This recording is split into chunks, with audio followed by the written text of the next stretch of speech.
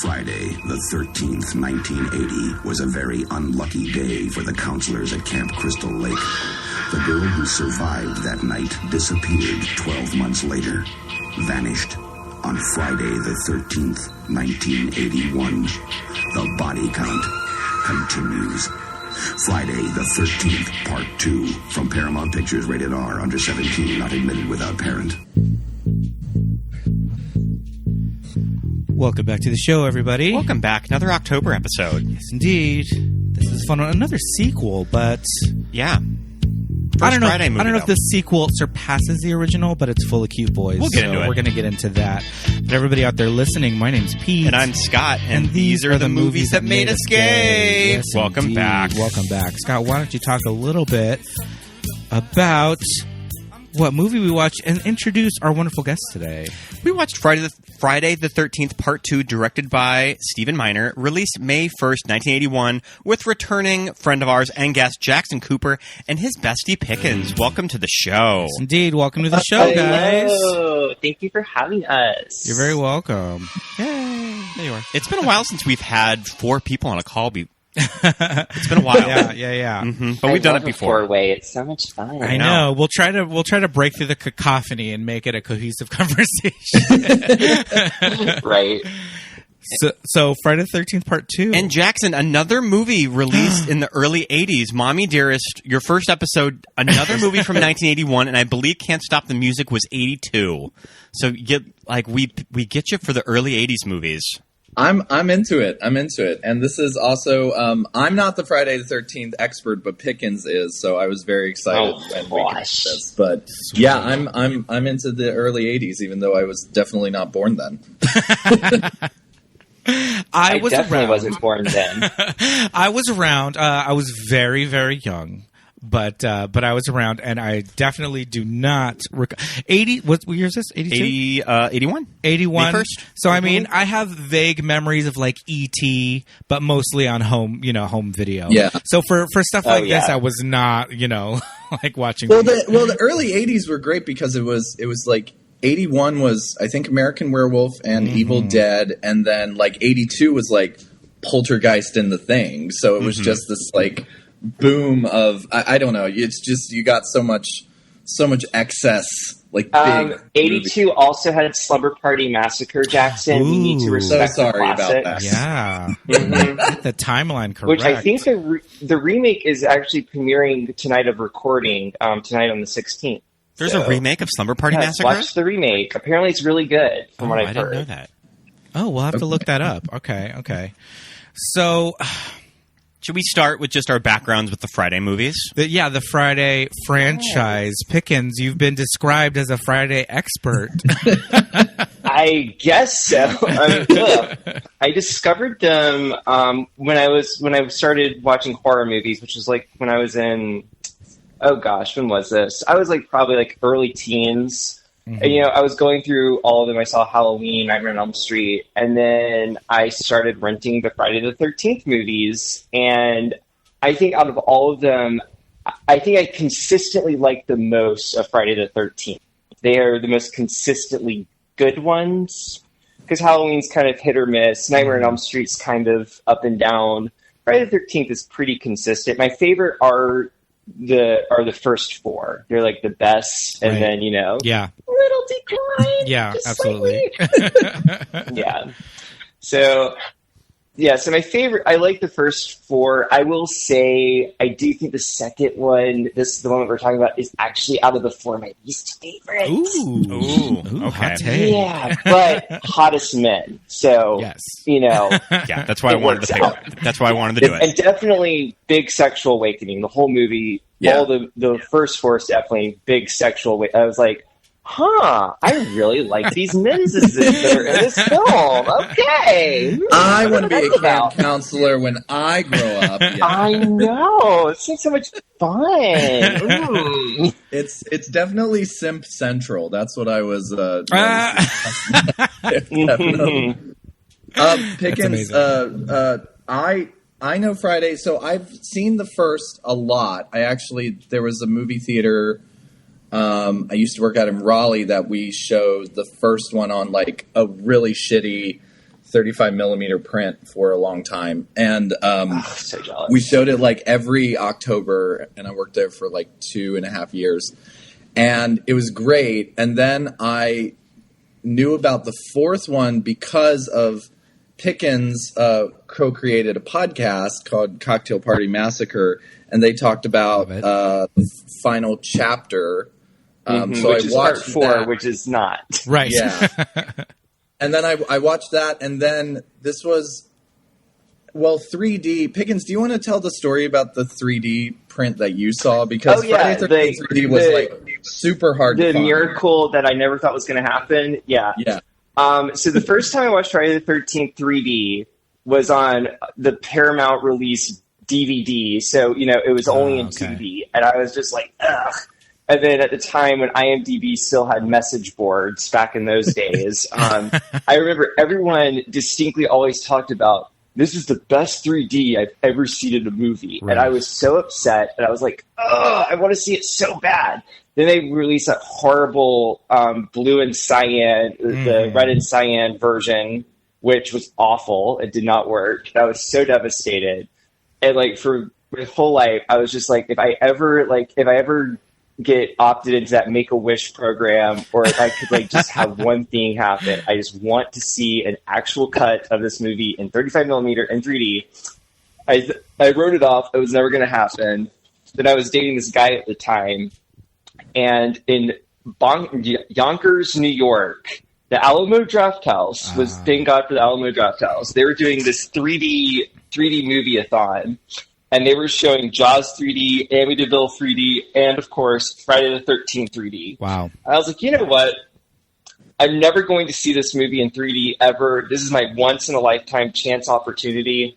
So I drove 8.5 hours to New York to sit all day in a movie theater and watch these movies in 3D. And I can say it is the best 3D movie I have ever seen. It was incredible.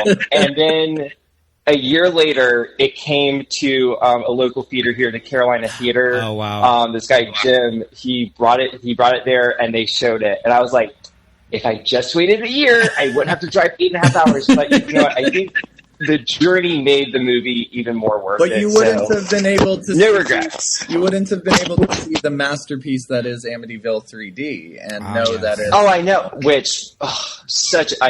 Which was the greatest film ever made. Not. We have the box set of the Friday the 13th box set. There's a 3D transfer in it. I'm looking at the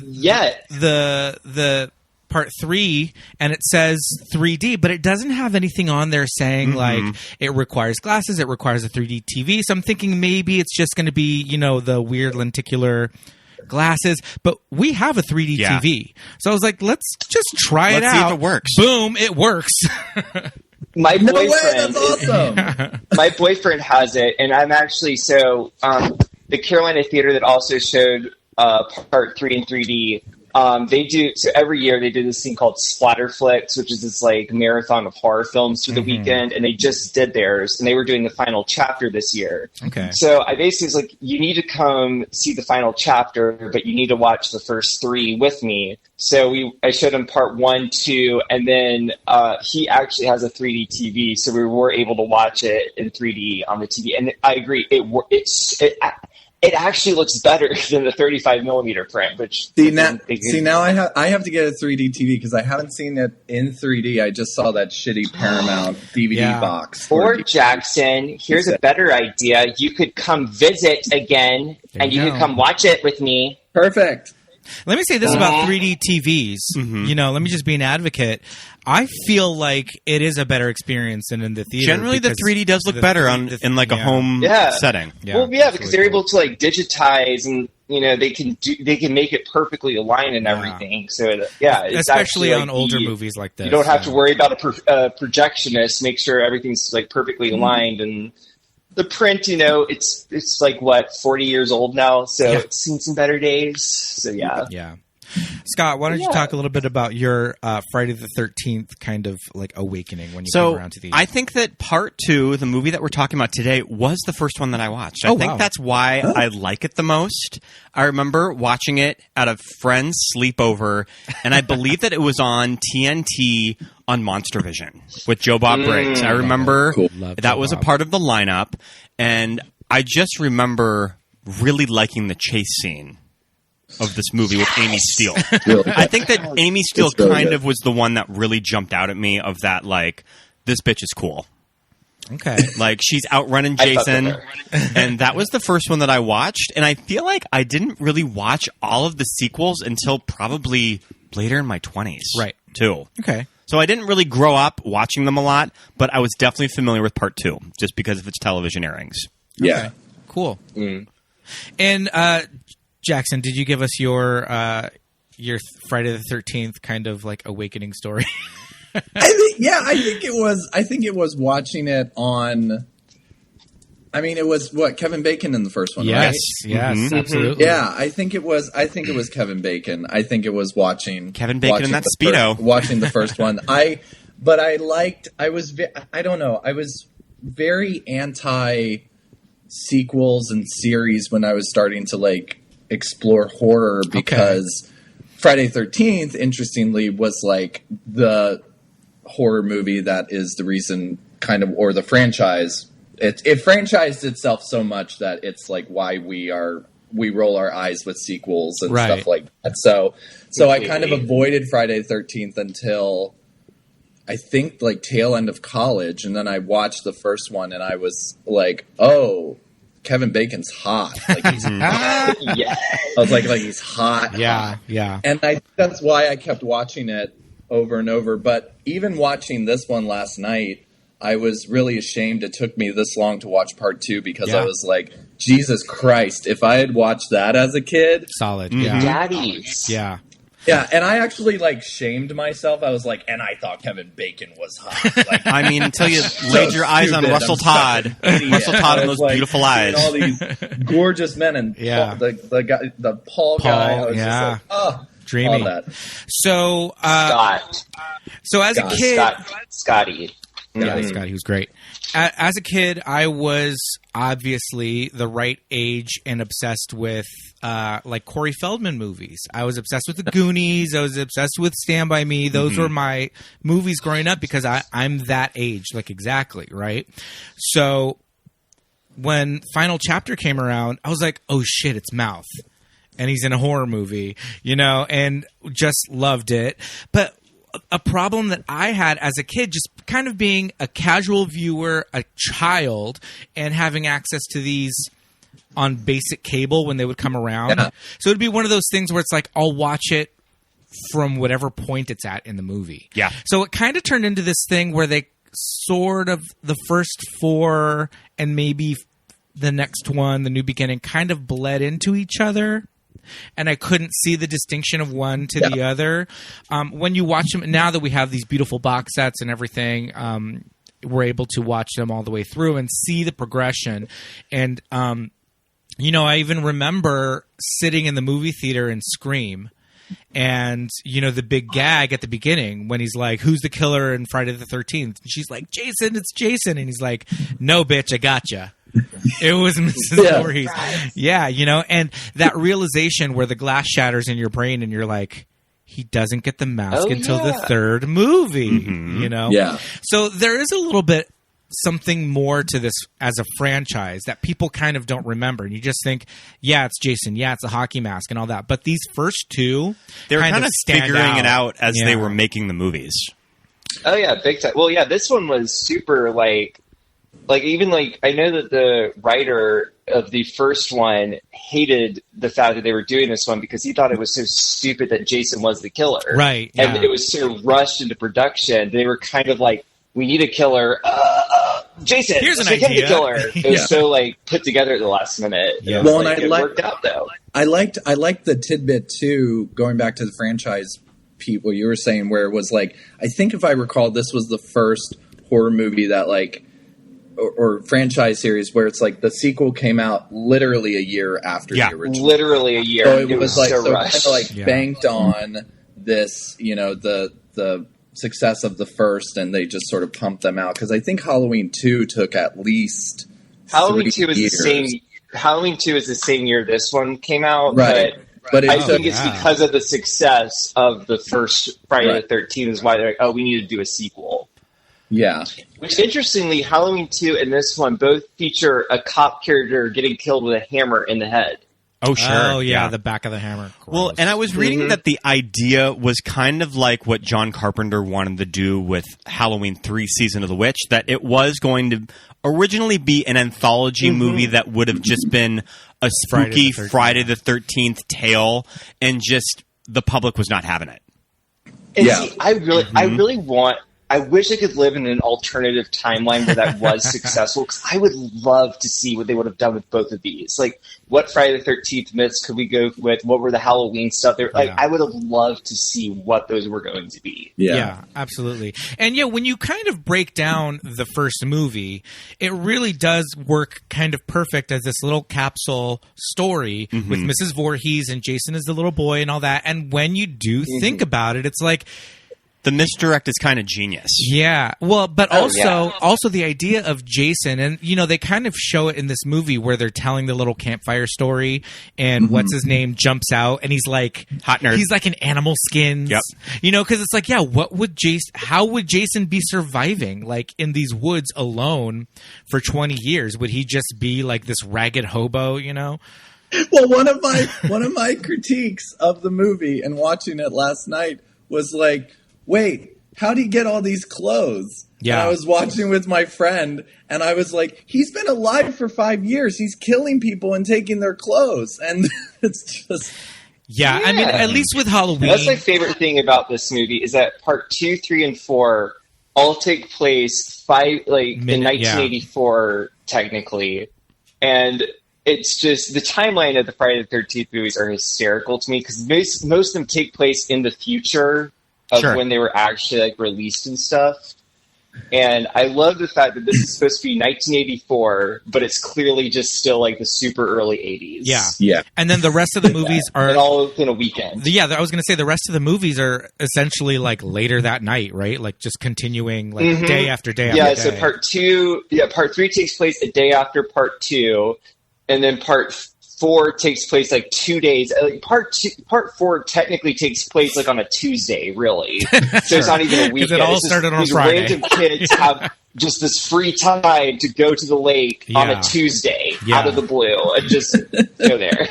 Yeah. Yeah. So that's the one we turn our brain off. And that's the one with Crispin Glover? Yes. Right? Yeah. Yes. Super cute Crispin Glover. Very good. Iconic. So my boyfriend, he just watched all of these for the first time. Actually really didn't have any realization of Jason or anything. So he came in as a complete newbie. Oh, cool. Part 4 was his favorite. He did like that the most, because he was like, oh, this is fun. I like the characters. Oh, this guy's funny, What is it? Thought this one, he was like, this one was rushed. And I was like, yeah, part 2 was rushed. It was. So he liked 3 and 4 the most. He did not really care for parts 1 and 2, which I find kind of fascinating. Interesting. Part 2 does feel a little rushed, but at the end of the day, it's a brisk 88 minutes, and it goes by. Yeah. It's a fun watch. One of the very few with full frontal nudity. I was gonna defend it, because I actually thought it was a lot slower than the first one, but I thought it worked in its advantage. There were certain aspects that felt extremely atmospheric, and I was like, oh, this is the way they did the lighting and in some things, especially and Amy Steele is iconic. But the whole even opening the first scene, I was like, it was just so well done. Well, I actually have a note about that first scene. Well, I want to talk a little bit about that. Wait, what? Oh. I want to talk a little bit about that, because we were mentioning Amy Steele and how great she is. But in the first movie, we have Adrienne King as Alice. And she's brought back for this movie, and it's got that very kind of Evil Dead 2 kind of a feel. Definitely, where they just give you that little snippet of the first movie. Talk a little bit about, what you were going to say, and then we can talk about Adrienne King and kind of some reasoning for her not being the girl in this movie. Yeah. Well, what I was going to say is actually, I said it's the second longest, most unnecessary flashback scene, in my opinion, because you essentially watch the last half of the movie. The first unnecessary flashback scene is all of Silent Night, Deadly Night Part 2. Because that whole movie's a flashback scene, but I found out this out when I was watching. This whole sequence with Adrienne King was actually improvised. Yep. They didn't have a script with this part because she said she would come back for a short scene because of the stalker guy. Yeah. Yeah, it's so it's so interesting that Adrienne King, after the success of the first Friday the 13th, found herself with a pretty intense stalker. With multiple stalkers, I think. Very intense. Yeah. That made his way into her home and, all of this stuff. So she kind of faded out of the public eye, but she still made her way. She still worked in the entertainment industry doing voiceover work. She does a lot of ADR work for major Hollywood movies. Able to stay. She just did an audiobook that I just listened to, the Final Girl Support Group. She narrated the whole audiobook. It was really surreal. Oh, it's great. Really good. Highly recommend if you guys haven't read it yet. The Final Girl Support Group, super great. Yeah, very interesting that she was able to stay kind of, doing voiceover, doing acting, but out of the public eye, and it's just so unfortunate that this stalker issue, kind of forced her into this, behind the scenes kind of career. Yeah, because let's be real. Out of everyone in the first movie, I think she's probably the strongest actress out of everybody in the first movie. Yes. So, and I mean, is that is that a fit? This opening scene with her in the apartment and the head in the refrigerator. Mm-hmm. Did that really happen? Sure. I was gonna say, given. Well, yeah, because her body's it did really happen because her body's in the very end, with all the bodies. Oh, was she in there? Surrounded by the I didn't head notice that. in the final scene. It's the one that's most decomposed. Okay. All right. Okay, that makes sense. So he's just carrying mom's head around. Yeah. To go shove it in. Yeah. People's just surprise, bitch. All right. So he's playing with her. Okay. So, all right. From there, we get straight to the camp, and again, we were talking about the hot dudes in this movie and in this franchise altogether. But there's something about how early 80s all of these guys look. Well, not only that, they all look so early 80s, but there's something about in part 1 and part 2, the head counselor guy that I'm just all right. The shorty shorts and the mustaches and yeah. But it's also that 80s movie thing where it's they're obviously they could also fit into a college comedy starring Rodney Dangerfield or something. They're almost they totally are in. They were on their way to a sex comedy and made a wrong turn and ended up in a horror movie. These are definitely actors that would be in Meatballs. Yeah, and also Here's my question though. So they're at a camp counseling training center. Do these things actually exist? I was asking that or last night. Was this something that was written for the movie? I was wondering that too, Pickens, because I was the head guy makes that speech about well, you're becoming a camp counselor and stuff, and then it's what are you? Is there extensive training that goes into being a camp counselor? Yeah, I don't know, but they're teaching survival skills too, so it's not quite a traditional camp that rich kids go to. It's something that you would send bad kids. Yeah, train them how to survive out in the wilderness, to go fight bears. Yeah. Exactly. Oh my god, the whole bear country, the whole bear thing with this main camp counselor. I'm just do we have to share this at the main meeting about menstrual cycles? It's just oh my god, Paul. I wrote that down. Women, watch out for wearing perfume and all this stuff. I was okay, sexist. Okay, I see how it is. Also, clean up your menstrual or clean up after your cycle. I was Jesus. Yikes. Maybe just give that to them in a pamphlet. All good, I mean, early 80s, I guess. But I love the idea that's I kind of think it stays through most of these movies. There's always a prankster. Oh yeah, there's always the funny guy. This sexy nerd that is just shredded. Ted. I mean, he looks like he weighs probably 115 pounds. And we were noticing that Ted disappears the later half of the movie because Ted's fucking the bartender. He's at the bar. He's probably doing some lines with some guys in the bathroom. Yeah, there's a good 45 minutes between that prank and then Ted at the bar. Yeah, he shows up, and I was like, and he's like shredded. He's so ripped. For such a twink, he's shredded, super ripped. Ted's at the bar. He has the hots for the bartender, and then they cut back to him way later, and he's just like blasted out of his mind, and he's just like, "Hey, where's the after hours?" Yeah, the guy's like, "Oh yeah, I got you." This like weird old daddy kind of guy with the like long, it's just So Ted's trying to get his dick wet. I want to see what happens to like, them going to the after hours and then coming back probably really drunk and just being like, "Holy shit, what just happened?"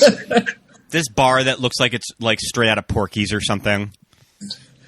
That bar looks crazy. It's straight out of Jaws 3. Like it looks like the exact same kind of bar that they were in Jaws 3. And they're not playing that weird hands game that I've never seen before or since from Jaws 3. That hand slap. I think that's only for the franchise. Yeah. This will catch on with the kids, right? Yeah. So there's our core group of like hot boys and like girls that get murdered, but when they do go to the bar, they take the convertible Beetle, and then they take that cool ass Chevy, but it's the top truck. It's fucking full of kids. There's like 30 counselors in there. Mm-hmm. How many kids are at this camp? The only other thing I argue with also is they say they only have 2 cars. But then later on in the movie, what's her face? The one that's hooking up with Scott, the guy in the wheelchair, or not Scott, the guy in the wheelchair. Yeah, she like has her own car, and it was like, but they said they only had 2. So also, how did they all get there? Too. There's so they all hitchhiked. Yeah, probably. So where does Ted sleep? I was like trying to count the cabins as it fits with people, and I was like, this is mathematically not correct. Actually, if you play the Friday the 13th video game, you'll see there's other cabins on the Part 2 set. So, it just wasn't featured. And this is like a neighboring. This is not technically Crystal Lake. This is like, is this across the lake? It's not Camp Blood. Yeah. It's near it. It's like a walking distance. It's up the road from. It's up the road from it. Yeah. Okay. All right. So we have Paul, who is like the head counselor, and so Ginny, Amy Steele, our hero, is she kind of like the head girl counselor, or is she just hooking up with Paul? I think assistant. I think what I think she was hooking up. She is a child psychologist. I think she's in school for child psychology. Okay. So I think she needed a summer gig, and she was porking this dude. Yeah. And he was just like, "Hey, you know what? You want to make some money? Come here and just help out." You're right, Pickens, because that's kind of the narrative, especially when they're like having that weird banter where he's like, child psychology can't help the car, and then she like starts the car in his face. But then there's also a cutout subplot that she's pregnant. Remember that thing that she said, "I have to tell you," and she never does? That's what it was. That she's pregnant. Oh my lord! And that was cut out of the movie. Wow. I noticed that line of dialogue that wasn't paid off last night. Okay, I didn't even catch it. Because she's like, "There's something I have to tell you," and then he starts making out with her, and then. That's what apparently was supposed to be. She was supposed to be pregnant. Okay, all right. So and then like she arrives super late. She's very like cavalier about just like she's late a lot. Hey, hello. But yeah, she's very just like I'm here, whatever. Who cares? She doesn't really like pay attention to the whole she's just kind of like, it's fine, whatever. Yeah. Actually, it was funny because when my boyfriend watched it, he was like, "Oh, she's gonna die. She's about to die. She's first to die," and I was like. Oh, yeah, sure. Wait. Yeah. Well, and there's something how the first one and this one introduced their main heroines. They're not introduced until like the first 20 5 minutes of the movie. Yeah.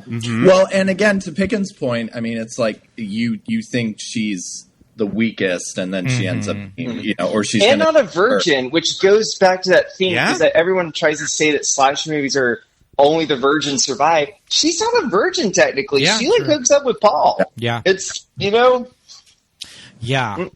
interesting. So so we have Paul, the like hot head counselor. We talked a little bit about Ted, the super shredded nerdy prankster, shredded nerd. Let's kind of go through the guys here. We've got there's Jeff in that newsboy cap. Jeff is like so 70s and 80s looking. I can't stand it. I called Jeff rip off Kevin Bacon. Sure, definitely, yeah, because he's in a wife beater, kind of the same hairstyle. So I always call him Kevin Bacon, but low grade Kevin Bacon. I was reading that the girl, great, sexy. I was reading that the girl was underage. She was like 16 years old. Really? Like a nudity scene. So wild. She lied about her age. They had to cut her topless scene. Really graphic sex scene. And then it came out that she was only 16. Yeah. Oh my god! And if you watch it, if you pay attention, she looks young. Their sex scene does feel a little cut up. Well, I feel like you only see her. Yeah, you only see her from like the neck up. Well, I feel like there was also some ratings issue with that scene in particular that they had to cut. This is the first one where the R MPA rating became the real villain of the Friday the 13th franchise. They were like, we don't like this trend. Because what it was that Pickens wasn't it the fourth that they had to cut the gore? Well, no, actually, they were much more lenient with the fourth one because, in my opinion, it's the most graphic, like gore-wise and nudity. But I think it's because they were saying this is the last one, so I think they kind of gave them a little bit of a pass. But because at this point with Part 2 coming out, there have been like over 100 slasher movies that came out. Yeah, right. And Reaganomics and conservative media, they were so offended by this and they wanted to like cut all this out. So I think Part 7 is the one that's been the most destroyed by the MPAA. Got it. Is Part 7 Jason Goes to Hell? No. No, Part 7 is the telekinesis girl. Oh, sure, yeah. Jason. Yeah. Carrie meets Carrie meets Carrie. It's so Jason sad because like if you watch the uncut versions of the scenes, they're so great. The makeup effect artist did a great job, but everything's cut from the movie. Got it. So so in this movie we get introduced early to Jeff and Sandra, and Sandra is all over Jeff. Oh yeah, like in these early scenes, she's like 16 years old, and Marta Kober, the actress, is like a child, and you're just like, this is insane. Yeah, and just not wearing a bra, perky, and just like like this macrame top. This girl has just run away from home, and she booked a Friday movie. But I mean, hey, she's killing it. So Jeff is kind of our discount Kevin Bacon, and then we get Mark, played by Tom McBride. Mark is in a wheelchair.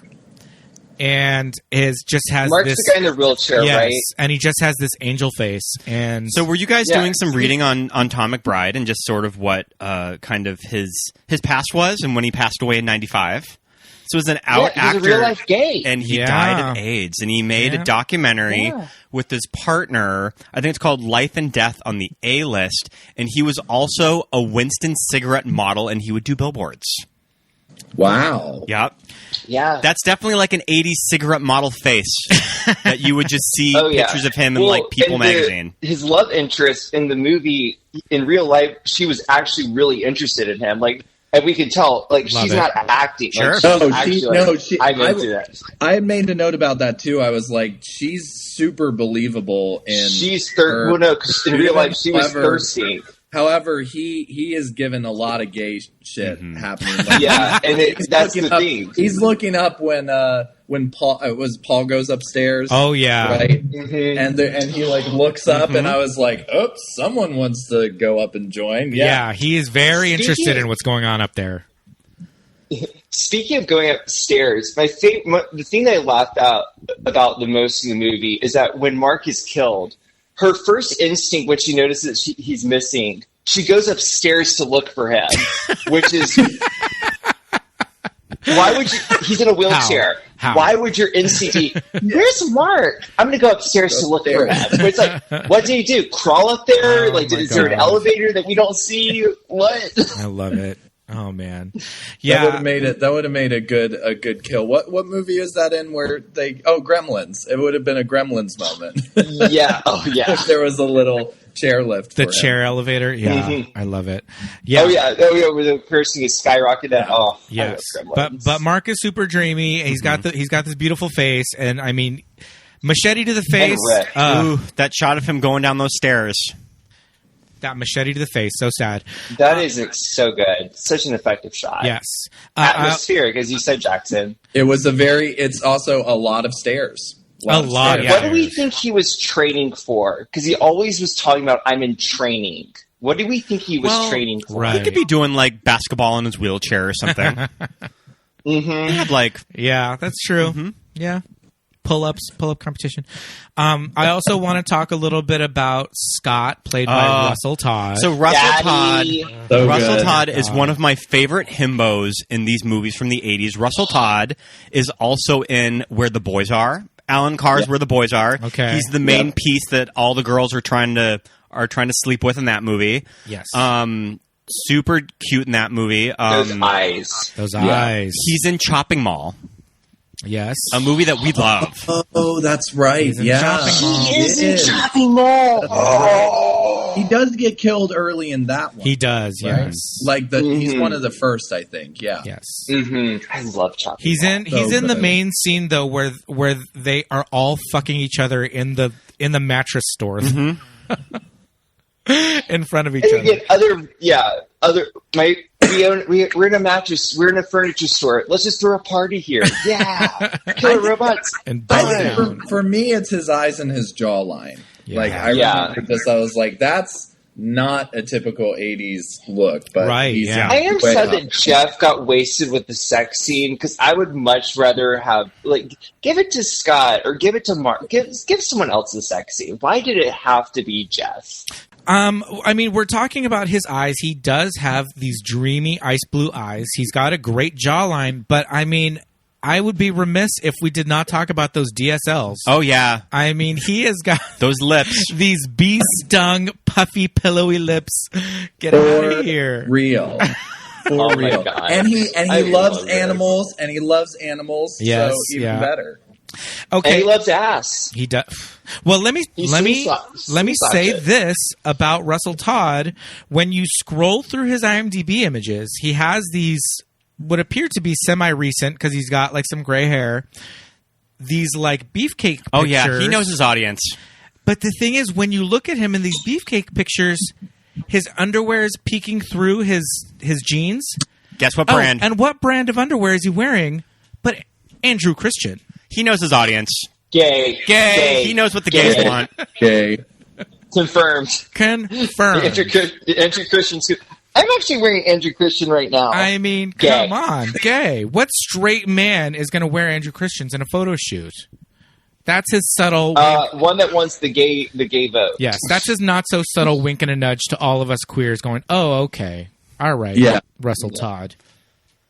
When I was looking up pictures of him last night for no reason except research for this podcast. Purely reason. Of course. Oh. They showed also photos of like him side by side with John Robert Dixon from look at that. And he's showing armpit. He is showing armpit. Nothing better on an audio podcast than talking about photos. That's what the Instagram's for. Everyone Google Russell Todd and just oof. But they showed a picture of John Robert Dixon from Part 5, like right next to him, and how like they just are these hot guys in the Friday the 13th. I mean, we got to give it to the franchise. They do know their audiences of straight women, horny men, and gay men.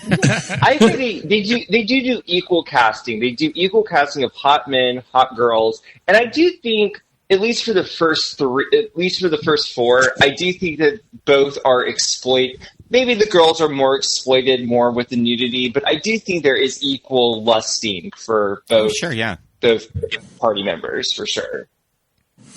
I Yeah, respect like part 3, the Andy with the 6-pack with his pulling the. that was my gay awakening. That was my because he's sweaty. Oh, yeah, and I mean, there's just that amount of like guys in cut-off denim short shorts. You know, it's just something about this era. You know, it's this era of the 80s that it's this thing that like I feel like kids now and like Gen Z, like if they just think 80s slasher, they just have these images of. Yeah, like you said, Sleepaway Camp, this movie, and I think with the guys, it was probably unintentional. I feel like the character of Paul in this movie and the head counselor in the first movie chopping wood in like cut off shirtless with the hanky. That's completely unintentionally sexy. Oh, 1,000%. I mean, and it's interesting because again, this is like that era of like hard rock and metal music videos where it's like all the sweaty guys in the warehouse, just and hair metal with like feminine men being more feminized. Yeah. But then also in terms of like movie history, like this was starting to get into the Reagan era where it was like you like buff men showing their arms and muscles because they were masculine men. And well, and also it's like we watch it now, but we watch it now and it's like the gayest shit ever. Yeah. But back then it was men like tried to. But back then, sorry, Pickens, I was just going to say, like, back then you're fine. It was like straight men. So, yeah. Well, also, like, gay men really tried to buff up because they didn't want to, that was a sign that you're healthy because if you had AIDS, you were weak and, like, thin and, like, not well. And also taking back masculinity from the whole, like, Nelly kind of, like... aesthetic of gay men. I think there was also that clone look in the early 80s, that super buff look was also gay men re-embracing masculinity from straight people that didn't think that gay men could be masculine. So it's like also all of that, all of those factors are coming into play at the same time. I saw a great quote one time where they said the 80s was the most homoerotic period of all time while being the most homophobic period of all time. So it's like, because we see it all. Like, you can't watch Sleepaway Camp and literally say that, like, that is for a straight audience. This is for straight people to watch and be like, yeah, this is normal. No, that is gay, all the way gay. Guys running around in cutoffs. Yeah. Cutoff shirts. And I feel hot in cutoffs. I wear cutoff jeans and, like, I feel hot. No, like, totally. That's like, we need to bring them back. We need to bring out these, like, shorts need to come back. Oh, they're back. We were just at a cutoffs night at a bar like a few months ago. So the gays are bringing it back. Yes, we need the rest of the world to like kind of with chubbies. They're embracing the short shorts. Everyone just needs to wear short shorts. It's just. I want to bring back oiled up men in short shorts and just walking around everyday life. Like that's just where it's just like, are you sweaty or are you? No, it's just oil. Just oils. I just put oil on my body before I leave. It's good for the skin. I mean, come on, it keeps you youthful. But yeah, all of these guys in this movie, it just reminds me of when I look at pictures from when my parents were young in like the early 80s, and I just see. Just what my dad looked like, all of his friends, and just like all of them, just wearing these cutoffs, super cute. There's something very charming about it. There is something like, I mean, I'm not in praise of the '80s because that was such a horrible time in America, but like there is something like beautiful in innocent. That, like. And in that innocence of like gay men or like straight men embracing a Farrah Fawcett hair, and it's like and it not or like wearing cutoff jeans and it being like oh no, that's just what we did in the 80s, and now we're like Dad, that was super gay, but back then they were just like men can wear short shorts and show off their legs. I find it so interesting that in the 80s we had this rampant 50s nostalgia. Sure. Right? It was everywhere. I mean, even with the very first Friday the 13th, it's like it starts off in this 50s scene of this camp, you know, with the camp, the diner, all the music that's playing on the background, and it's very much. I mean, if you look at the way the movie is structured, even the first one. I mean, it's a drive-in film. Yes, like, sure, it's a drive-in movie. Yeah. I mean, it's the equivalent of like Horrors at Party Beach, where it's just like teenagers dancing and then a monster. Because the 80s was like the last time that like the drive-ins really were rampant. Yes, really, like that was the last time really, and now they're kind of more niche. Thank God for. That's the only positive thing I will say for COVID is that at least it got people more interested in the drive-in. That's the one positive I will ever say about that. COVID. Was Pete and I's only theatrical experience in 2020 is that we went to our neighborhood drive-ins like 8 times. Yeah.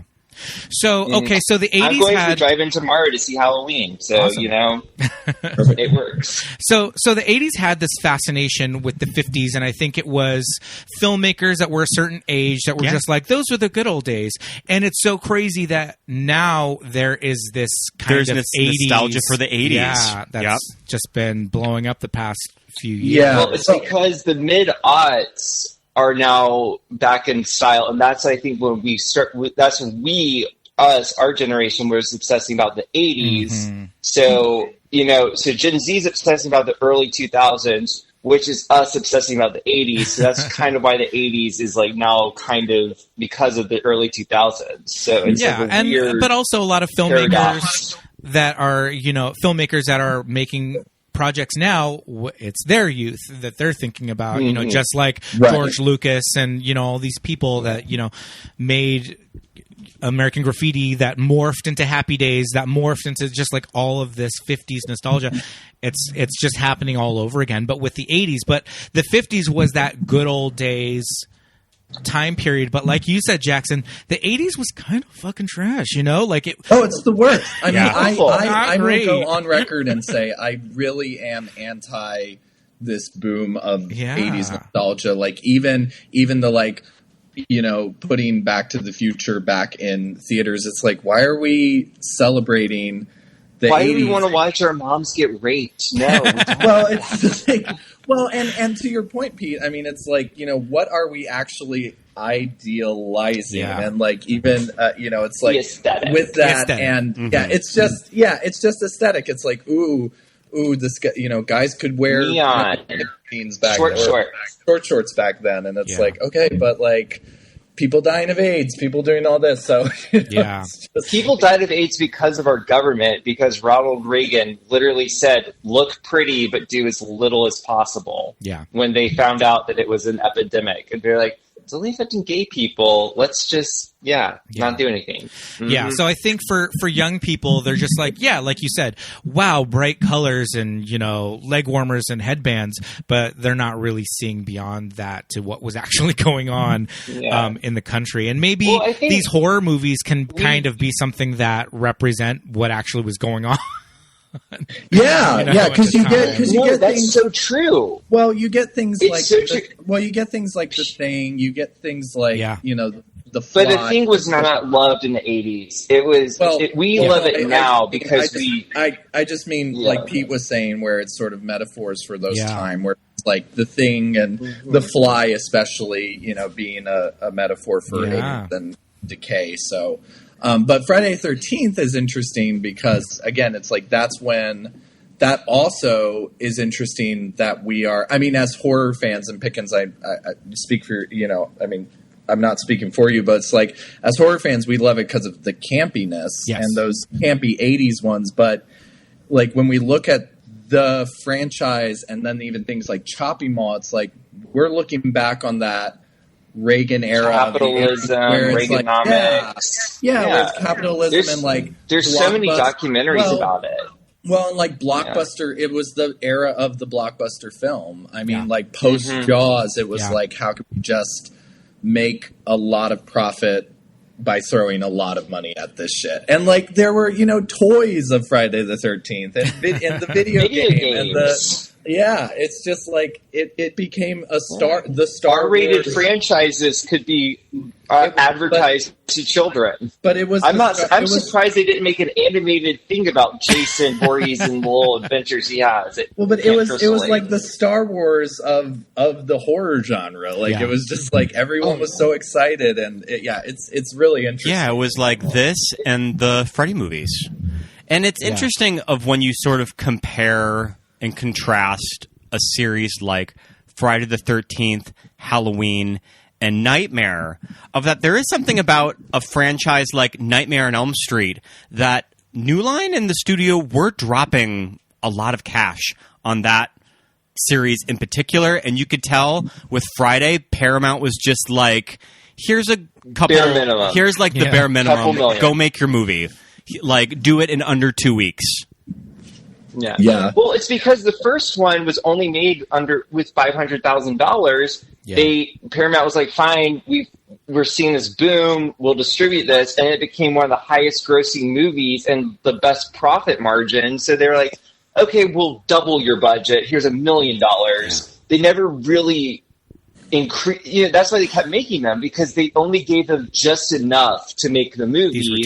When as you said, with Nightmare, you can tell they were putting so much money into that because of all the effects, and Halloween was kind of like in its own repertoire of just. So sometimes you got good product like part 2 and part 3. Sometimes you got really bad product like part 6. It was not. Yeah. Friday the 13th is the most consistent. Sure. Like I will go in watching a Friday the 13th movie, and I know what I'm going to see.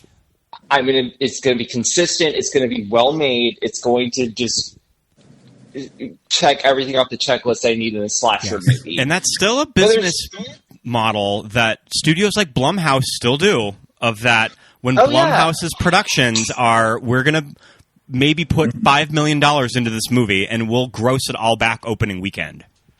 Exactly. But. Like Malignant, for example. Before I went to go see Malignant, because of how it was advertised to me, I was like already like, this is all the beats they're doing. There's like there's like kind of like a possession. There's like a haunted house kind of thing. Then I saw it, and obviously it was a campy masterpiece, and I loved it. But there's now a formula with Blumhouse films. Yes. Like I'm expecting what I'm going to see. Well, and that started with Saw, which was the low which budget, is our Friday the 13th. Which was the low budget that became the cult sensation and everything. But it's interesting how Scott, to your point, like reading about. There was this article about Blumhouse that was like, isn't it so revolutionary? James Wan is like not spending a lot of money and like only caring about kills and scares. And I was like, that's the horror genre from the beginning of time. But also this was doing it, and like Roger Corman was doing it in the 50s. It was like, it was all like, it's all about like, how do you make money with cheap thrills? Yeah. Well, and if you talk to any of our friends that work in production and like art departments and like on set, they usually don't have very nice things to say about Blumhouse, because I think that Blumhouse's reputation is that they don't spend a lot lot of money, and they will short you on $5 million on stuff like overtime when you work. Maximum is what they'll spend. It's $5 million is a big budget for them, and like they will short you on stuff like overtime when you're on set. Ugh. So it's like they do kind of screw out their crew when it comes to budgets and like financing and paying people. Well, and hot take, I don't like what they've done to the horror genre. I don't. I really, they've made, on my Grindr and Tinder profile, I mentioned like, tell me your favorite horror movies. And I unfairly do judge, but I do have when someone says The Conjuring is one of their favorite horror movies, I know that they're not actually a horror movie fan, because it's fine, but like, come on. That's your decision, is The Conjuring. If they say The Conjuring 3, then they're really... I'm going to put... I'm gonna put Who's Your Favorite Himbo in the Friday the 13th series. There you go. That's very much. There we go. Yeah, who's your favorite himbo? I love that term. I love so that much. you. It makes straight men so upset, and I'm like, yes, that's the point. They're not here for it. I love that you brought up the video games in the like ultra marketing, especially for Friday the 13th. I know the new video game is pretty good, but the original NES Friday the 13th. Woo. Was there a remaster of it, or what's wrong with it? No, the lawsuit between the original. So the original writer is suing Sean Cunningham, and basically because he's like, I invented the character Jason without my original creation. You wouldn't have this. So they've been in this lawsuit. It finally got settled. He actually did win. The original writer won the lawsuit, but because of that, that's why the franchise has been on hiatus, because they were not allowed to release any new property. And the video game was affected by it because they had these plans to like do like a Jason X level and like all this other stuff. And they had to like halt all of it. And now no one's playing the video game anymore, but it was really fun. Ah, I see. Which is sad. Have you guys ever played the Super Nintendo game of it? Is it for Super Nintendo No, or is it just it's regular NES. The NES one, yes. Ooh, it's bad. That's a doozy. The angry video game nerd. This is my nostalgia. The angry video game nerd, which is this guy that reviewed bad old video games, did an episode on it, and I thought it looked actually kind of cool. And I tried it. It is garbage, It's bad. but apparently it's fun if you know how to play it. I still have not learned how to play it, and I do have it though, actually, but no. Yeah, not good. it's. I guess there's a formula to it, but it is boring. Now, was there an anthology television series of Friday the 13th in like the 80s or the 90s? Wow. That they would just do standalone episodes? Freddy's Nightmares style? Yeah. Was there? Yeah, Freddy's Nightmares and Friday the 13th, the series. Yeah, and it was... I've only watched like a handful of episodes. It's fine. I mean, that's probably the direction that they're going to take when they finally clear up all these lawsuits and they can start making more content. They're probably going to go on a streaming platform with it. It'll go. Actually, a Friday the 13th series. I'd actually be down for that. Like maybe like every season is about a new group of campers that go to Camp Crystal Lake, and maybe more of Camp Crystal Lake. I think there's gonna do a Bates Motel and like, how did Mrs. Voorhees? Yeah, come back? Or that I'd be down for that too. I would like to talk a little bit about the backstory. Well, okay. Of here's these movies. Here's a question. It's very interesting. Here's a question. Little boy Jason, little 7-year-old drowned in the lake Jason. He's deformed? Yes? He's deformed before he goes he's in. a hermaphrodite. He's a hermaphrodite? In the canon of the series. Oh, what? I was just thinking like special needs Wait, kid. you mean like intersex? That's the term that Tom Savini, the makeup artist who created the look of Jason, used. He said he's a hermaphrodite. What's the more like PC term for intersex? For like, okay, intersex? Okay.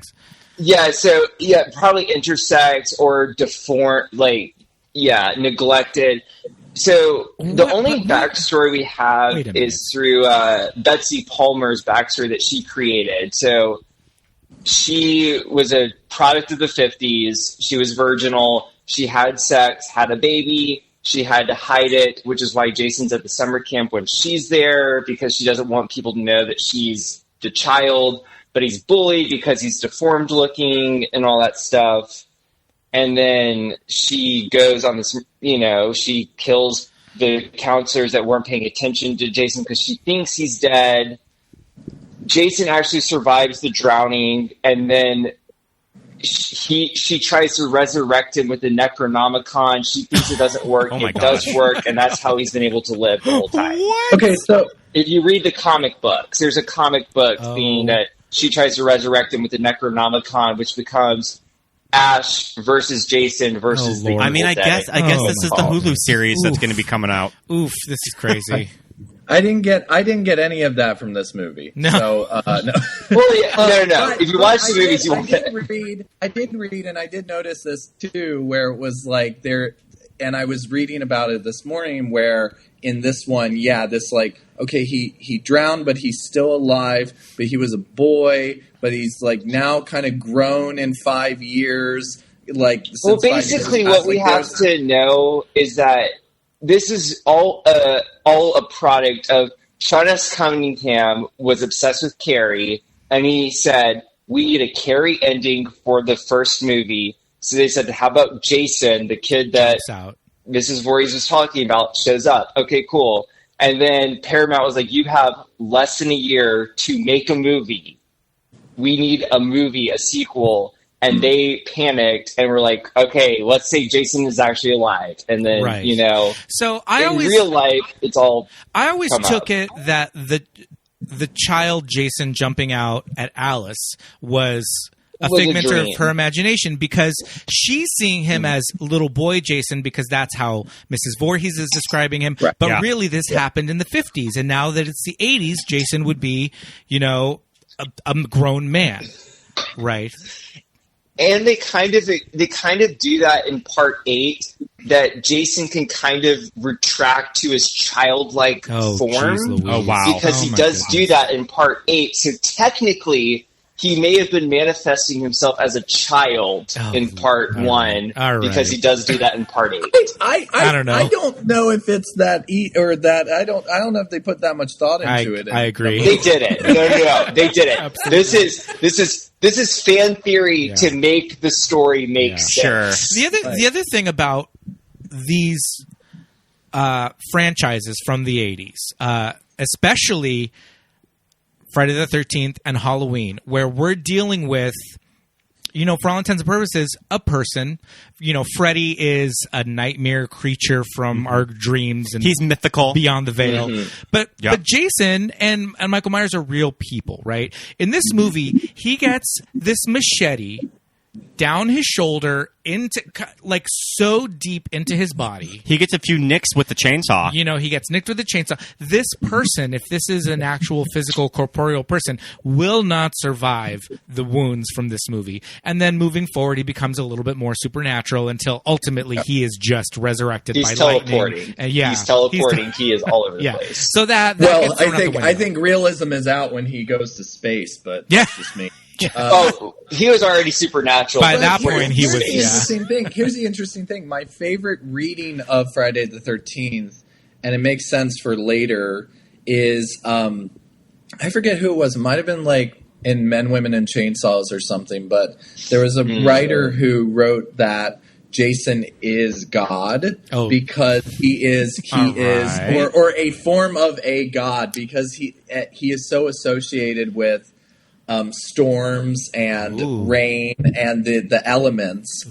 And is punishing of sinners for having sex and stuff like that. And I thought that was just really interesting because of especially how I go back to that though. I don't think he punishes people for having sex. I think in the later ones he does, but Ginny obviously had sex, and Alice was definitely banging the camp counselor, Steve Christie, in the first one. It was clear they were having sex. I just think that it just became such a thing that people read into, when really it was like John Carpenter famously posted about Laurie Strode. It's not, she didn't survive because she was a virgin. She just survived because she was more aware of her surroundings than her friends were. And they were probably more focused on getting laid than she was, but it wasn't that she was a virgin is why she survived. Yeah. Mm-hmm. But also in the very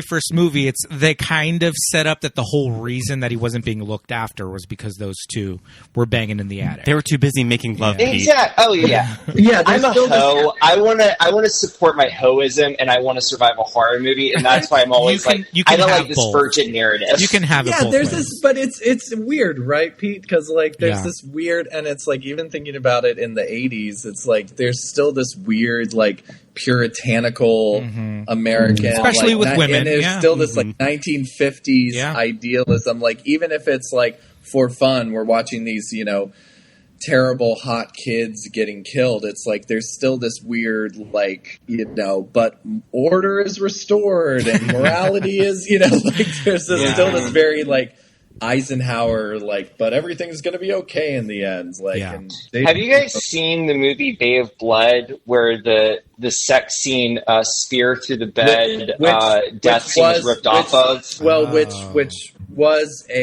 so that was the Mario Bava film that Friday. Yeah, from '76. Friday the 13th was made because of it. So it's like a direct rip-off. Oh, okay. Very interesting. Yeah, well, just that death scene. But that did okay, giallos are definitely the forefront of slasher movies. Yeah, we just didn't have access to them. Yeah. In the 80s especially. I like what you were saying about how like this like response to this Eisenhower kind of puritanical vision. What struck me about, not in this movie, I think it's in part 4, the hippie hitchhiker. Yes, with the banana. Yeah, with the banana. Yeah, I was just like, what? What's wrong? Like, okay, she's a hippie, big deal. So, I don't know. It just seemed a little like harsh that they had to specifically call out that she's just like this hippie hitchhiker girl, and she just like I don't remember. And also, that one. Texas Chainsaw Massacre did a better job killing the hippie movement with that movie. And they did not need this political commentary. Yeah, totally. But okay, so we should get back a little bit to Amy Steele and her like this. We talked a little bit about the chase at the end.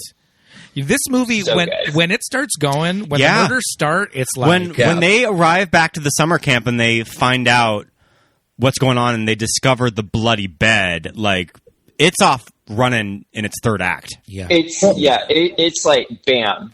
Well, and I thought I actually like gasped. I was like, oh, that's really original. Like when she puts on the shirt. Yeah. And I actually was like, that's actually really fucking brilliant. So smart. Going back to the video games, both the NES and the new one that just came out, that is a power you can have. You can put on the Pamela Voorhees sweater and you can deter. That's amazing. I thought what was interesting. That's genius. I thought what was interesting was it. I mean, of course, that whole scene is like Norman Bates kind of. End of Psycho, do we see the dead mother and stuff like that? So then to like put it on and to have that power over him, I thought that was such a great scene. But you're right. I mean, the chase is so good and it's very Texas Chainsaw, where it's just like one thing after another. And oh my God, I'm seeing all these dead bodies and my friends and I still have to run. It's great. What were you going to say, Scott? Well, I think it's kind of clever that... That's what always irritates me about those movies, though. It's like when like the dead body is like right outside the front door and they choose a way harder option to leave. They're just like, oh, I'm walking away and going out the window or like going somewhere else instead. It's like, just jump over the body and just keep running. Like, you'll be fine. Just, oh my God. Go ahead, Scott. Well, I think it's kind of clever also that the character of Ginny, earlier in the movie when they're at the bar, there's this kind of, one of my favorite parts of the movie is when the character of Ginny is having some empathy for Jason, that she's really breaking down, like, what is that like? Is he just out there living by himself after this, like, tragic accident, everything that happened to his mom, like, trying to revenge him? So this character sort of has to get in the head of Jason to defeat him. Because she's a child psychologist, and she does when she puts the sweater on, and that's how she saves herself. And Amy Steele later went on to be a family psycist, too. Did she really? Maybe just a little bit of this character rubbed off on Amy. How about that? Yep. Yes, she did. He'd be grown by now, right? Right. And the only person I ever knew was his mother. He never went to school, so he never had any friends. But she was everything to him. Yeah, deranged killer. No. You're missing my whole point. I mean, I doubt Jason would have even known the meaning of death. Or at least until that horrible night. He must have seen the whole thing happen. He must have seen his mother get killed. And all just because she loved him. I mean, isn't that what her revenge was all about? Her sense of loss? Her rage at what she thought happened? Her love for him? Bizarre, isn't it? And he must be out there right now crying for return, for resurrection. What do you think? I think you're drunk. I'll drink that. But you know, if I'm in that room with the decomposing head, the bodies stacked around it, you know this shack reeks. Sure. Right? It does have a flushing You can smell toilet. it by looking at the image. Yeah. Like, I can always, whenever they go into Jason's shack, I can just smell what that looks like. Yeah. Although it's awful. it does have a flushing toilet. I don't know How does that work? I don't works. know. But I don't know. I you know, had the same question. I was like, wait. so she's there in this room. It smells disgusting. The head's all decrepit. And she's like, I know. I'm going to put on this sweater, which ultimately saves her in the end. And she had the wherewithal to do it. But I'm not touching that damn sweater. That thing. Not even when Jason is probably running after you, Pete? Reeks. Give me the machete to the face. I mean, but she was crafty the whole time. You know, she was crafty enough to remember Absolutely. the chainsaw was stored there. She uses the chair. Yes. You know, she's been crafty. So, like, I applaud her. You know, desperate times When she call for pulls out desperate measures. That chainsaw I and kind rips it. I kind of want her to. First off, that whole scene where she's taking the chainsaw in there, it's like, and this movie does a good job with that because I was watching it and it was foreshadowing like payoff. Well, payoff. it does a good job, like foreshadowing a lot. Which, you know, now slasher movies, it's like, oh, she has a butter knife and she's leaving it on the table, and then it's lingering or a like little the too Scream long. thing where Yeah. it's like, oh, this door's unlocked, and we remember that it's unlocked. So it's Yeah. it does a good job, like establishing some like really good rules for horror films. Yeah. She needs to hold on to that chainsaw. She should have kept it. She should have kept it. I know. Kill him. Like, I love Chop that his head they brought in Betsy Palmer just to do a couple of these little lines to Who forgot superimpose that the she did face. that? And yeah, She I was forgot gonna, that she did that Yeah, I was going to scene. say I love that she also later on, very Gwyneth Paltrow-esque, completely forgot that she was in the movie. Yep. Oh, is that a thing with Betsy Palmer? She said she only did like it was at a panel or something many years later at a con or something like that. Specifically number 2. And they were like, I mean, that's understandable. So talk about this Yeah. franchise. And she's like, well, I only did one. And they're like, well, actually, you were in excuse me, it. Miss Palmer.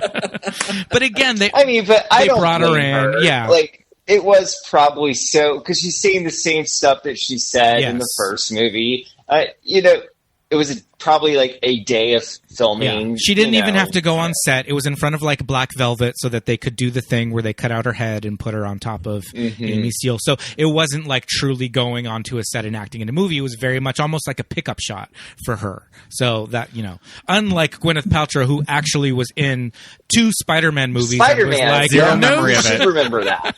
No one, she doesn't. I do. Apparently, I do applaud Betsy Palmer for always being pretty, like, when she talks about the franchise, especially when she came in just being like, this is a piece of shit, you know, and then have her home address printed by Gene Siskel. I'm glad that she does like talk positively on the franchise, especially now, because she was like, I went in just trying to get a car. This is dumb. I don't think anyone's going to see this. And I do think now that it revitalized her career in that regard. I like these movies in the 80s because of the cameos that are done. And I know you all have talked about, like, even in like Grease 2 and Tap Hunter and everyone comes back. It's like, but you know, that we thought of them as so classic, or that we think of them so classic, like, oh my God, she's in this. But then back then it was like, she was kind of not really doing anything, so she took whatever she could get. So it's just those stakes, like, were so much higher back then. Looks like Joan Crawford with the hag horror. So iconic now, so it's great. Yeah, it looks like Joan Crawford with like the hag horror. You know, back in the day, it was viewed as like negative that she was doing this, and now I think that's kind of like how our generation loves her, because whatever happened to Baby Jane and stuff. Mm-hmm. So the past month when we went to Florida and we went to Universal Studios, we were just sort of like sitting around just like, what are we going to do like on a Thursday night? And the original Friday the 13th was just playing at their like Regal or whatever. So we went to it. Like, we sat down in the movie theater and we watched the original Friday the 13th. Part 1, yeah. And I do have to say, the reveal of Betsy Palmer when you're sitting in the movie theater is kind of brilliantly done. Like, I think it's very, very clever. It's a really amazing scene because, again, she plays so well. Well, and she's not. There's no indication that she exists. Yeah. At all. Yeah. At all. You see, Jason was my son, and today is his birthday. Where's Mr. Christie? Oh, I couldn't let them open this place again. Could I? Not after what happened. Oh, my sweet, innocent Jason. My only child. Jason.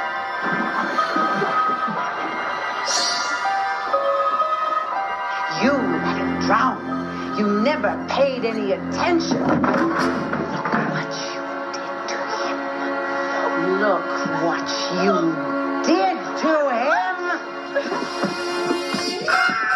Like, and that's what I love about, like, even these old films, and even, like, in rewatching Texas Chainsaw, it's just, like, the sheer randomness of these slasher movies, where it literally is, like, it's just whatever comes next, and the audience has to do it, and it's like, and now we're introducing this woman, this older woman, and there's, like, they were so not smart at, like, or self-aware, I should say, like, horror movies are now. I think even when my boyfriend watched the first one, when she showed up, he was just kind of like, okay, this is someone's going to save them, I guess. I don't know. Yeah, and then when it revealed that she was the killer, he was like, what? Oh, okay, guess she's the killer. Yeah, I was going to say, it's a plot device now that I think that modern audiences, especially modern horror audiences, would have a huge problem with. I don't know if you can get away with an ending like that now. They would be like, what the hell? There's no evidence. There's no clues. I couldn't guess this from the beginning. And it's like, but it's interesting that, like, even after that, now it's a device, because even, like, the sheriff is in part 2 is pretty like, or the police guy, the older guy who gets killed. He's pretty, like, foreboding, in the first shot, or the first scene after the flashback. And you're kind of like, oh, maybe that guy is the Jason, that. And then it's like, no, he gets killed immediately. Yeah. So I also love very specifically how Betsy Palmer is playing it when Alice comes running out and she's screaming and she's hysterical, and she's very much like she's very motherly, but she's also like, okay, all right, shut up. Let's go. I'm not afraid. What's going on? You're fine. Yeah. Calm down. You're overreacting. That's like the brilliance of that character. She's almost like not us, but she's realistic, where she's not giving any airs about anything. She's also like, no, just talk. But it's also the fun of it. You find out that she's the killer when Alice finds out, really, because like as she starts talking more, you're like, oh, and Alice finds out the same time we do, because she's like, where's Mr. Christie? And she's like, oh, that's not necessary. Yeah. And then she goes on this monologue about Jason. She's like, oh, you're actually crazy. Okay, you're the killer. Gotcha. Cool. So bye. I really love in this movie, we'll talk about it a little bit more in depth, but the idea that Jason is keeping the severed head of his mother on this shrine, but I love the fact that it wasn't like dummy heads never look great. Yeah. Right? It looks pretty good. Dummy heads always look fake. So this is clearly a person in makeup. And I know that the idea was to have the head kind of wink. Now, are there cuts of this movie where it does wink? I remember as a kid that it did wink. Initially, we're like, no. Is it because I was pretty no? That's so great to know, because I was like, that looks like a real person. Yeah. And in that last scene, I was like, is it going to be a like kind of like scream at us? I think that was the original intention. And they were like, nope. Or there were cuts of it that they did have it like open its eyes, and they were just like, this is too silly. And it's one of those things that when I remember watching this movie as a kid, I remember it opening its eyes, but maybe it actually didn't. That's your Mandela effect. Maybe I don't think it ever did. Maybe it's like a weird Mandela effect. I don't know. Yeah. Because but no. It looks so much better because typically in horror movies when there is a severed head, it never looks great. It always looks like a doll head, and so there are several extreme close-ups in this of it. So to have it be a person in makeup works a little bit better, but they probably just did it because ultimately they were going to have it wink or smile or whatever. Yeah, and then probably.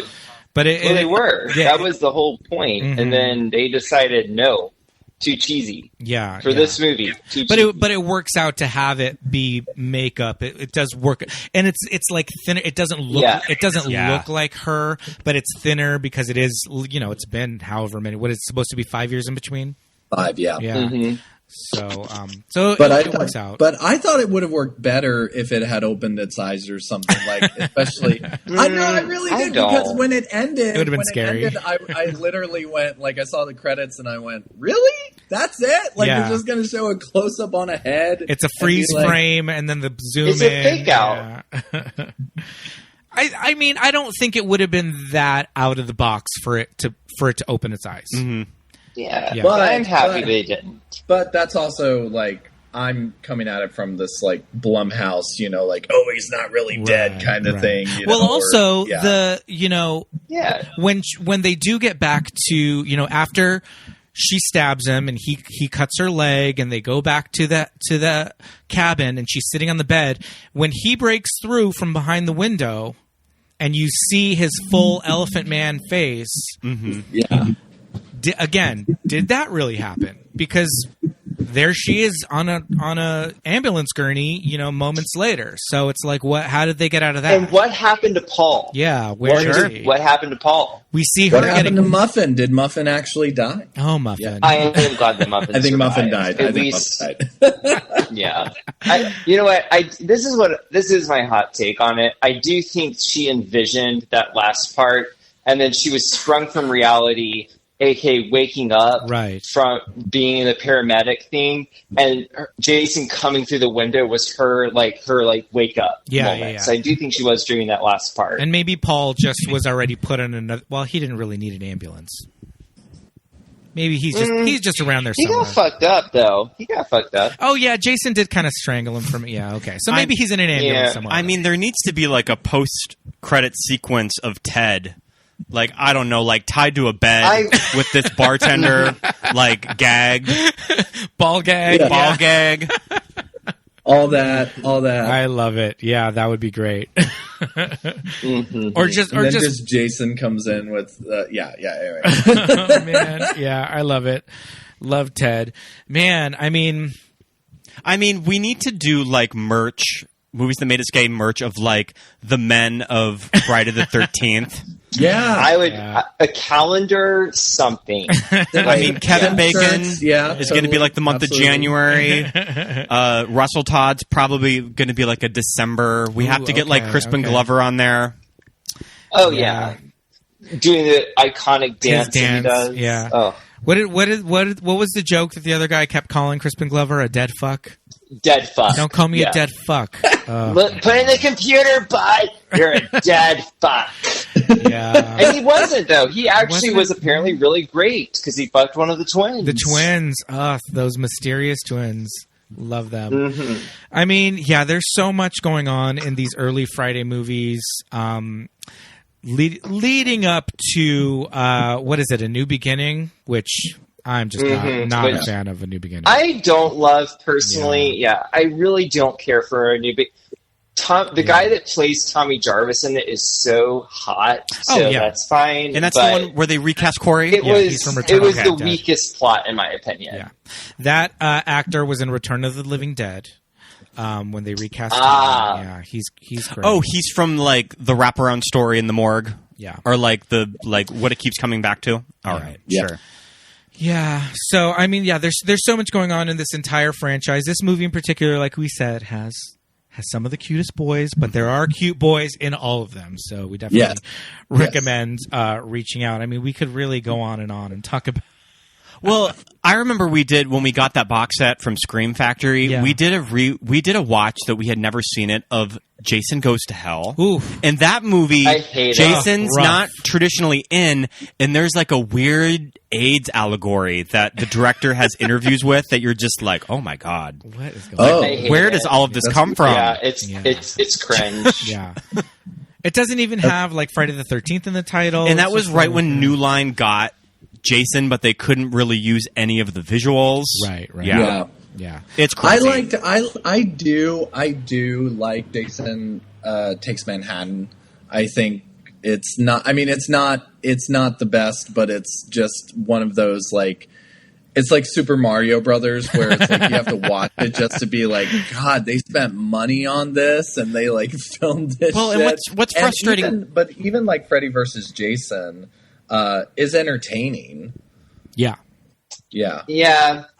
I agree. Freddy vs. Jason is entertaining. It's very dated. I saw Freddy vs. Jason, a double bill with that and Underworld at our town drive-in when I was in high school. Oh my God! I thought you were going to say like The Cell or something. Underworld, that was so dark that you couldn't see a thing on the screen. Oh, Underworld is not a drive-in movie. No, that's not a drive-in movie. That's bad for the drive-in. But we had a lot of fun at Freddy vs. Jason, though. Yeah. It was fun. It was. I now watch it with kinder eyes, but when I first watched it, I was like a teenager and I was very jaded. And I was just like, I hate that. This is not the franchise. Well, and that too was kind of ahead of its curve, where it was like not into crossovers or different universes in like horror stuff yet. And now it's like that's all you do with like the Conjuring universe and now the Marvelification crossover. But I remember, I mean, I was too young when it came out, but I remember reading like the reviews of it was people were more upset, not that it was a bad movie, but that Freddy and Jason were like two horror franchises were in the same movie, and like they were just like, fuck you, Friday the 13th, and Friday the 13th people were like, fuck you, Nightmare on Elm Street, and how dare you. Well, to be fair, the writers of the movie were kind of like that. They were very like, we're doing this, we don't give a shit, and it's pretty rude, like what they, like, because Kane Hodder wasn't asked to be in Freddy vs. Jason.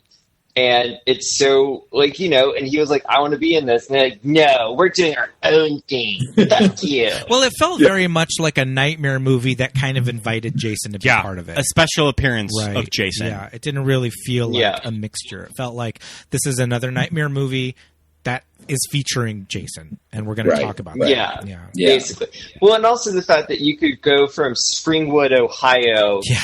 to New Jersey, Camp Crystal Lake in like an hour or something. Some time element, which is ridiculous. Yeah. Oh my goodness.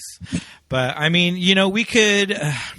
Everybody can release their definitive rankings of the Friday franchise, where, you know, maybe part 2 won't be quite at the top of the list, but your ranking maybe.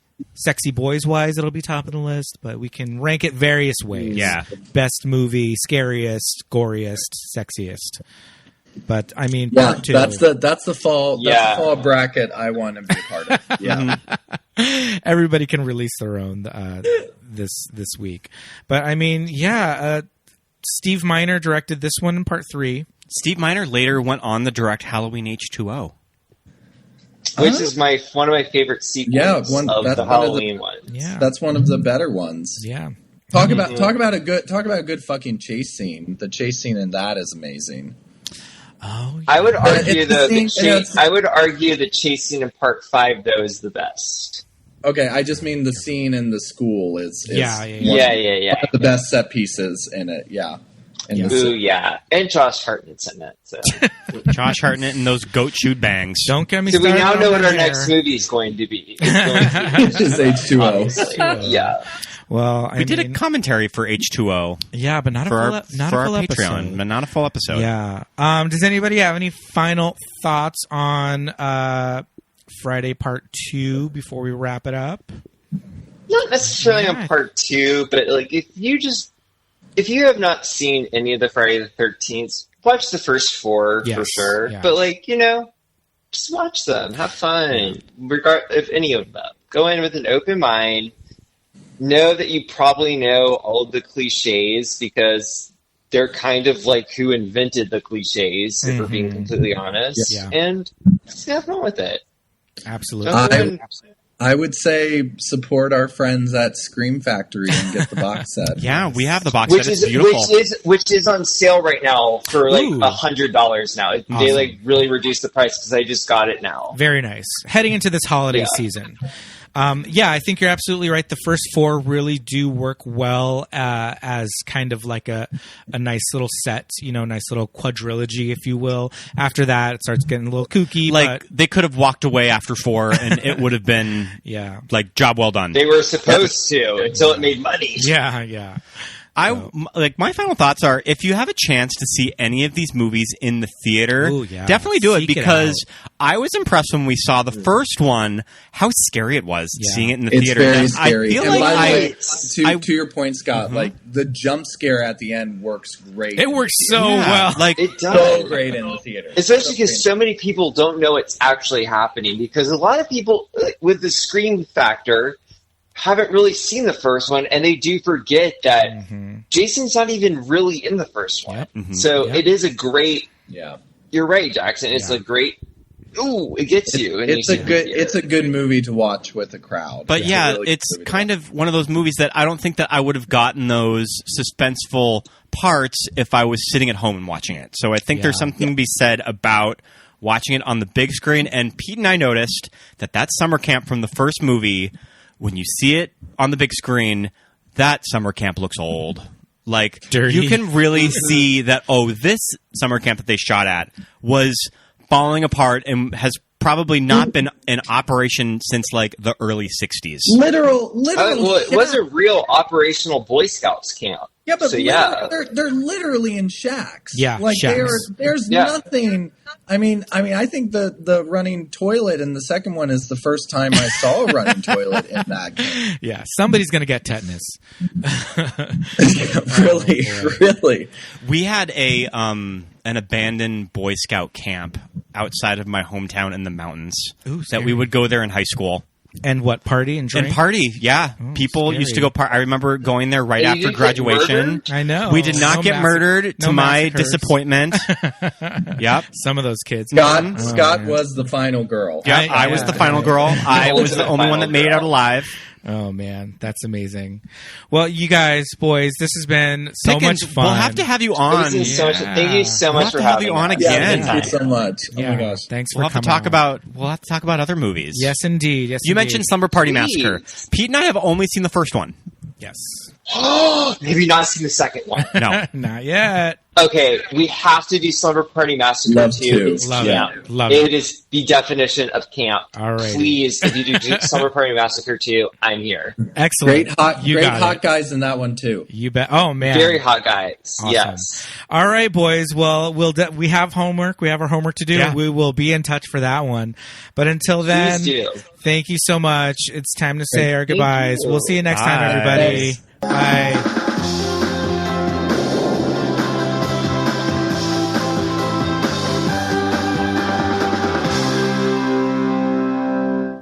And thank you so much for listening, everybody. Fun episode. Yeah, great. I love this franchise. I love this movie in particular.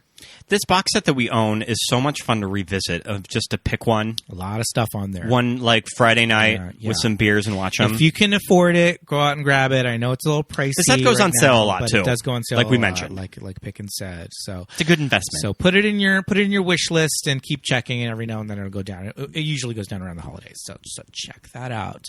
But another great episode in the can, and I think it's time for Patreon shout-outs.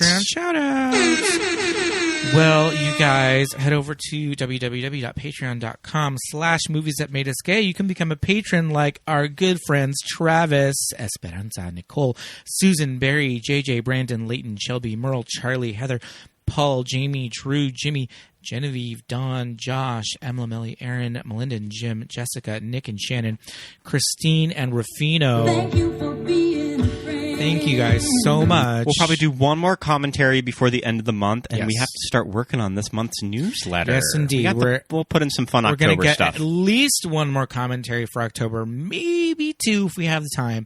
And working on the newsletter right now, so that'll go out. Patrons, check your inbox when the newsletter goes out, but we'll also be posting a link to it directly on the Patreon feed, so you can just click on it there. And that link is really cool because it also has links to all the back issues, so you can check that out, patrons.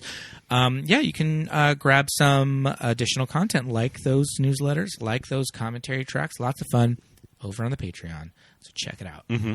We'd also love it if you would rate, review, and give subscribe. us 5 stars, please. Yes, indeed. Head over to Apple Podcasts. Give us 5 stars. Rate our show. Write us a review. We'll read it on the show like we did last time. We love when you guys do that. You can follow us on Instagram and Facebook at Movies That Made Us Gay. And on Twitter at NTMUGPod. Yes, indeed. My name is Pete. You can find me on Instagram and Twitter at Peter Lasagna. I'm Scott Youngballer on Instagram, Oscar Scott on Twitter, and Scott Youngbar on Letterboxd. Yes, See what I'm watching. Yes, indeed. Thank you so much, everybody. We shall see you soon. Until next week. Bye. Bye.